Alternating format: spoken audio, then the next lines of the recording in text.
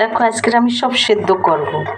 এই যে বিনস কেটে নিয়েছি, বিনস মানে বরবটি, সিমলা মির্চ, পেঁপে, একটু লাউ নিয়েছি। এতে দেখো ডালও ধুয়ে দিয়েছি, একটু মুগ ডাল 2 মুঠ। এখন এখানে ঠান্ডা পড়ছে, এরকম গরম গরম সব সেদ্ধ খাও, খুব ভালো লাগে খেতে। সব আমি একে একে করে দিয়ে দেবো। এই দেখো,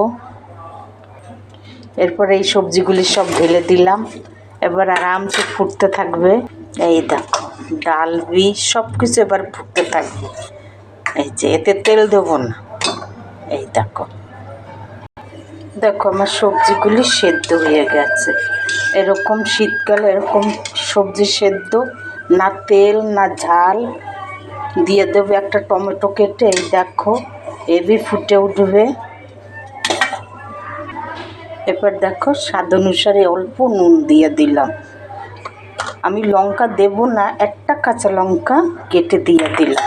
এরপর ভালো করে ফুটে উঠবে যখন, তারপর আমি একটু ধনেপাতা দেবো। না তেল দেবো না কিছু, স্বাস্থ্যের পক্ষেও ভালো। আর শীতকালে এরকম সবজি সেদ্ধ ভালো খেতে। দেখো আমার তরকারি সেদ্ধ এই যে হয়ে গেছে। এবারে খানিকটা আমি ধনেপাতা দিয়ে দেবো, আরও টেস্টটা ভালো আসবে। এই দেখো, তোমরা একবার এরকম করে খেয়ে দেখবে, আশা করি তোমাদেরও ভালো লাগবে। এই দেখো এবারে আমি নামিয়ে দেব।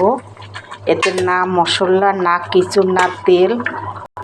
দেখো এরকম সবজি স্বাস্থ্যের পক্ষেও ভালো, খেতেও টেস্ট হবে। এই দেখো।